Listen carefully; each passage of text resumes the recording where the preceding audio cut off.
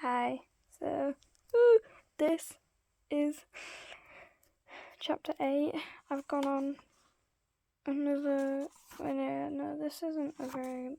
No, chapter 9 isn't a very long chapter, but this is chapter 8. Yeah. So I'll get on with it. Chapter 8: Invitations. You untied the bow, grabbing the edge of the paper, pulling it to the side. You caught a glimpse of the contents, seeing its colour, a light violet with black stripes. You heard Gilbert opening his present from you.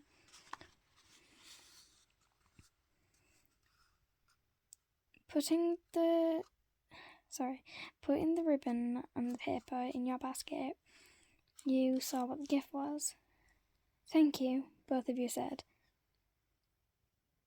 "Wait," you grin. "Did you give me this so you wouldn't have to give me back my scarf and gloves?"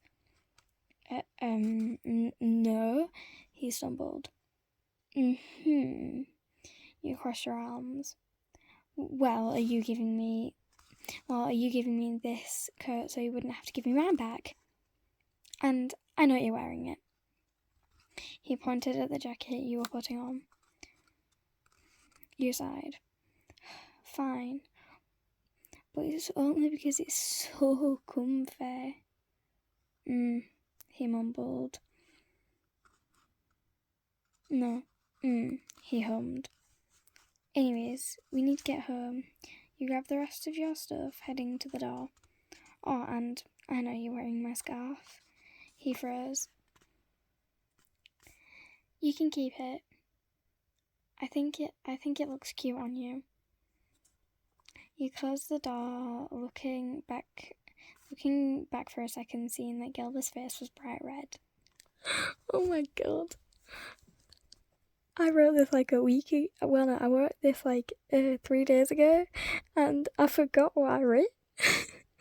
Anyways, the next day, you woke up with a horrible headache and went downstairs, hopefully seeing your brother so he could get some medicine.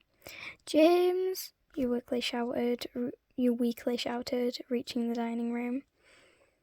James wasn't there, but there was a note on the table. "Listener, I've gone to France to help with my studies for a month. When I get back, please don't hate me. I have left some money on your dressing table. Use it wisely. You're welcome to stay at Gilbert's, but only his." Because, the only reason why you were allowed to stay at Gilbert's is because, any other people, like Diana's mum and stuff, would be like, "Oh my god, he left you. That is so irresponsible." Yeah. Anyways, you read the note in disbelief. He didn't really leave, did he?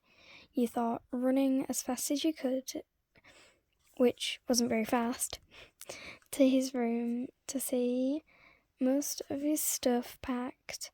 You went to your room to get dressed.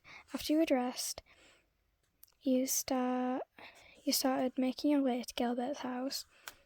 When you got there, Batch answered the door. "Oh, listener, are you okay?" he worriedly spoke. You started feeling dizzy. "I don't think..." You passed out. You woke up half an hour later, not really recognising where you were. You grumbled at the unbearable pain in your head. "Listener, you're awake," Gilbert sighed in relief. "Where am I?" you mumbled. "You're in my room." "Blythe!" Sebastian shouted. "There's a very surprised lady here to see you." "1 minute, listener." Gilbert got up from the chair he was sitting on and headed out the door. You heard distant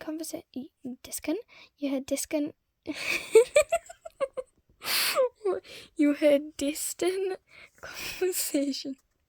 Sorry. You heard distant conversation, but it got quietened by the loud ringing in your ears. You sat up, wincing, covering your ears. You groaned, trying to get out of bed, then you passed out again. You woke up again, but you heard some talking. When she wakes up, she needs that medicine and some water. And she should be better in no time. Alright, thank you, Anne. And thank you, Miss Cuthbert, for getting her. Gilbert spoke. Remember to ask her about tonight, Mrs. Cuthbert said.